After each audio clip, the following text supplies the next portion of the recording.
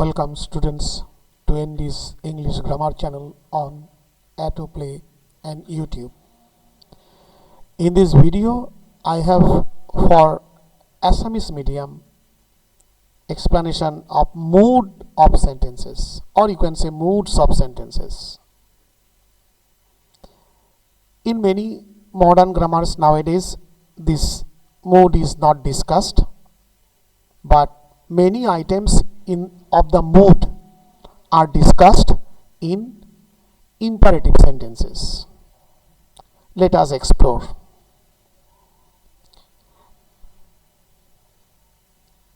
See, what is mood? Mood বা ভাব কি? যেহেতু এই স্লাইডটো এই ভিডিওটো মই অসমীয়া মাধ্যমৰ ষ্টুডেন্টৰ কাৰণে আপলোড কৰিছো, সেইকাৰণে ইয়াত অসমীয়া আছে। ইংলিশ নন ইংলিশ সকলেও এই ভিডিওটো চাই বুজিব পাৰিব সহজতে, খুব সহজতে দিয়া আছে। মুড কি বা ভাব কি? মানুহৰ যেনেকুৱা মুড হয় ঠিক তেনেকুৱা বাক্যৰো মুড থাকে। মুড ভাব হ'ল ভাৰ্বৰ এনে ফৰ্ম যিয়ে বক্তাৰ মনোভাৱ বা উদ্দেশ্য দেখুৱায়। ই দেখুৱায় বাক্যটোৰ কথন বা ষ্টেটমেণ্ট, আদেশ, প্ৰশ্ন, ইচ্ছা, শৰ্ত আদি কি নহয়। তাৰ মানে হল যে মুডে বাক্যটো কোন ধৰণৰ বাক্য, বাক্যটো ইম্পাৰেটিভ, ইন্টাৰোগেটিভ, এক্সক্লেমেটৰি কি, বা বাক্যটো কন্ডিশনাল শৰ্তযুক্ত বাক্য সেয়া বুজায়। আৰু সেয়েহে ইংৰাজীত মুড বুলি ক'লে ইণ্ডিকেটিভ মুড অৰ্থাৎ সাধাৰণ বা কথন বাক্য, ইম্পাৰেটিভ মুড আদেশ অনুৰোধসূচক বাক্য, প্ৰশ্নসূচক ইন্টাৰোগেটিভ মুড বা অৰ ইন্টাৰোগেটিভ সেন্টেন্স, এক্সক্লেমেটৰি মুড অৰ এক্সক্লেমেটৰি ভাব প্ৰকাশ আদি, আৰু সাবজাংটিভ মুড ইচ্ছা প্ৰকাশ কৰা বাক্য, আৰু কন্ডিশনাল মুড অৰ্থাৎ শৰ্ত বাক্য। ইন্ডিকেটিভ মুড নিশ্চিত তথ্য জনোৱাৰ বাবে ব্যৱহাৰ কৰা হয়। Indicative mood facts, opinions, daily truth ঘটনা, মতামত, দৈনন্দিন সত্য বুজাবলৈ ব্যৱহাৰ কৰা হয় এই মুডটো। ইয়াৰ স্ট্ৰাকচাৰ বা গঠন প্ৰণালী হ'ল subject plus verb plus object. Example, the sun rises in the east, সূৰ্য পূৰ্ব দিশত উঠে। He is a hard working boy, তেখেত এগৰাকী পৰিশ্ৰমী ল'ৰা। এই দুটো বাক্যত প্ৰথমটো বাক্যত চিৰসত্য আৰু দ্বিতীয়টো বাক্যত এটা সাধাৰণ সত্য বুজোৱা হৈছে। ইংৰাজীত এইবিলাকক দ্বিতীয় বাক্যটোক এছাৰ্টিভ বাক্য আৰু প্ৰথম বাক্যটোক the sunrise is in the east universal truth বাক্য, সেইটো এছাৰ্টিভতে পৰে।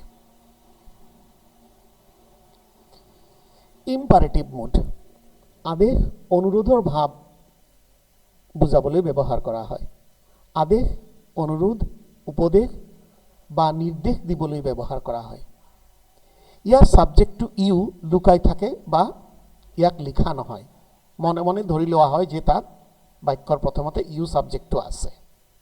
এক্সাম্পল, ক্লোজ দ্য ডোৰ, আচলতে আগত ইউটো আছে, মানে ইউ ক্লোজ দ্য ডোৰ, দুৱাৰখন বন্ধ কৰা। সো ই এটা পোনপটীয়া আদেশ। প্লিজ হেল্প মি, সাবজেক্টটো ইউ আছে, ধৰি লোৱা হ'ল প্লিজ হেল্প মি, অনুগ্ৰহ কৰি মোক সহায় কৰা, তাৰমানে তুমি মোক অনুগ্ৰহ কৰি সহায় কৰা। ইন্টাৰোগেটিভ মুড প্ৰশ্নসূচক ভাব বা প্ৰশ্নসূচক বাক্য, কিবা জানিবলৈ প্ৰশ্ন কৰাৰ সময়ত ব্যৱহাৰ কৰা হয়। Helping verb do, does, is, are, can বা WH ওয়াৰ্ড যেনে হোৱাট, হুৱেৰ, হুৱেন আদিৰে আৰম্ভ কৰা হয় আৰু শেষত প্ৰশ্নসূচক চিন থাকে। Example, are you ready for exam, তুমি বা আপুনি পৰীক্ষাৰ বাবে সাজুনে। ইয়াৰ প্ৰশ্নৰ উত্তৰটো ইয়েছ বা নো হ'ব পাৰে।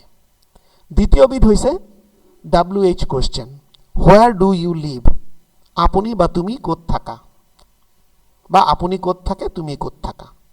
তো ইয়াত দ্বিতীয়টোত নিশ্চিত এটা প্ৰশ্ন সোধা হৈছে।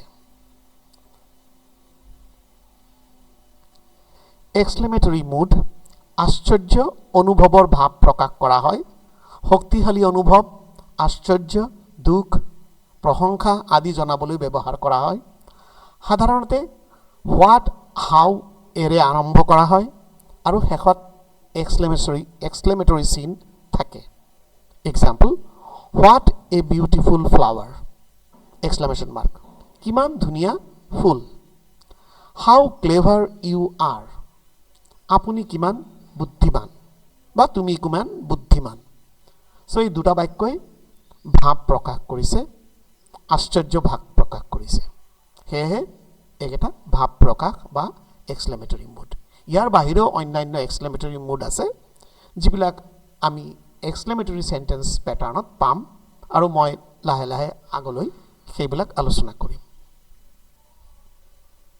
ছাবজাংটিভ মুড। এই মুডটোৰ বিষয়ে সাধাৰণতে 6, 7, 8 ইভেন 9ৰ ল'ৰা ছোৱালীবিলাকে নাজানে। তেওঁলোকে কণ্ডিশ্যনেল বুলি বাক্য কিছুমান পায়, যাৰ কিছুমান অংশ ছাবজাংটিভ মুডতো পৰে। ইচ্ছা, কল্পনা, পৰামৰ্শৰ ভাৱ বুজায়। তাৰমানে যি বাক্যই ইচ্ছা আৰু কল্পনা মূলতে বুজায়, তেনে বাক্যৰ মুডটোক, ভাৱটোক ছাবজাংটিভ মুড বুলি কোৱা হয়। আৰু এই ধৰণৰ বাক্যৰ যি সঁচা নহয়, অৱস্থা, পৰামৰ্শ, প্ৰয়োজনীয়তা বুজাবলৈ ব্যৱহাৰ কৰা হয়। আৰু ইয়াৰ এটা বিশেষ কথা হৈছে, বহু ক্ষেত্ৰত ৱেৰ সকলো ছাবজেক্টৰ লগত ব্যৱহাৰ কৰা হয়। সাধাৰণতে কি হয় যে পাষ্ট টেন্সত আমি পাৰ্চন অনুপাতেহে ৱাজ ৱেৰটো ব্যৱহাৰ কৰোঁ, কিন্তু ছাবজাংটিভ মুডত সকলো পাৰ্চনৰ লগত ৱেৰ ব্যৱহাৰ কৰা হয়। আইৰ লগত ৱেৰ, হিৰ লগত, শ্ৰীৰ লগত, যিকোনো নামৰ লগত ৱেৰ ব্যৱহাৰ কৰা হয়। গতিকে তোমালোকে বুজি ল'বা যে যদি তেনেকুৱা ৱেৰ ব্যৱহাৰ হৈছে, য'ত ৱেৰ ব্যৱহাৰ নহয়, সেইটো ছাবজাংটিভ মুডৰ বাক্য। If I were, I wish I ৱেৰ, এই দুটা ছাবজাংটিভ মুডৰ বাক্য। আৰু কল্পনা বুজাইছে বা ইচ্ছা, যেনে I wish I were, I wish I were a bird, এইটো কল্পনা বুজাইছে। If I were a bird, তেনে ক'লে কল্পনা বুজাব। I wish I were in your party, ইচ্ছা প্ৰকাশ কৰিছে। এতিয়া এক্সাম্পল বাক্যত দিয়া হৈছে, আই wish I were a bird. মই কোৱা মতে, মই যদি এবাৰ পোহৰীয়া চৰাই, পাখি বা হ'লোহেঁতেন, তেতিয়া মই যদি চৰাই হ'লোহেঁতেন। তো এইটো এটা কল্পনা, অবাস্তৱ বাক্য। সেয়েহে আইৰ লগত ৱেৰ ব্যৱহাৰ কৰা হৈছে। দ্বিতীয় বাক্য, it is important that he be on time. সি সময়মতে অহাই অতি গুৰুত্বপূৰ্ণ, বা এইটো গুৰুত্বপূৰ্ণ যে সি সময়মতে আহক, বা সময়মতে অহাটো গুৰুত্বপূৰ্ণ। তো এইটো এটা কাল্পনিক ভাৱ বা ইচ্ছা। সেইকাৰণে ইয়াতে বি, এই ভাৱটো ছাবজাংটিভ ৰূপত ব্যৱহাৰ কৰা হৈছে। Conditional mood. তোমালোকে বহুতে কণ্ডিশ্যনেল চেণ্টেন্স পাইছা, সেইটোৱেই আচলতে কণ্ডিশ্যনেল মুড, চৰ্তযুক্ত বাক্য। ইয়াত এটা বাক্য চৰ্তযুক্ত থাকে, এটা চৰ্ত বাক্য থাকে, আৰু এটা মূল বাক্য, মেইন বাক্য থাকে, আৰু দুটাই এটা সম্পূৰ্ণ ভাৱ প্ৰকাশ কৰে। কিবা ঘটনা চৰ্ত পূৰণ হ'লে অন্য এটা ঘটনা হ'ব বা পূৰা হ'ব বুলি জনাই সাধাৰণতে এই ধৰণৰ বাক্য ব্যৱহাৰ কৰা হয়। ইয়াৰ গঠন হৈছে if clause plus will, would, could আৰু মূল ভাৰ্বৰ ৰূপ থাকে প্ৰয়োজন মতে। ইয়াৰ এক্সাম্পল হৈছে, if you study hard you will pass. এইটো এটা চৰ্তযুক্ত বাক্য। ইফ ইউ ষ্টাডি হাৰ্ডটো চৰ্ত বাক্য, যদি তুমি ভালদৰে পঢ়া, ইউ উইল পাছ, এইটো হৈছে তাৰ ফলাফল, তুমি পাছ কৰিবা। দ্বিতীয় বাক্যটো, if I had money I would buy a bike. যদি মোৰ ধন থাকিলেহেঁতেন, তেন্তে মই মটৰ বাইক এখন কিনিলোহেঁতেন। ইয়াতে প্ৰথম বাক্যটো চৰ্ত বাক্য, দ্বিতীয় বাক্যটো তাৰ ফলাফল বাক্য। ইয়াত এটা সংক্ষিপ্ত চাৰ্ট বা টেবুল দিয়া হৈছে। মুড, প্ৰথমটো হৈছে ইণ্ডিকেটিভ মুড, যিটোৱে নিশ্চিত কথা বা তথ্য দিয়ে। এক্সাম্পল বাক্য হৈছে she goes to school. Imperative mood, আদেশ অনুৰোধ বুজোৱা বাক্য open your book. Interrogative mood, প্ৰশ্নসূচক বাক্য do you like tea.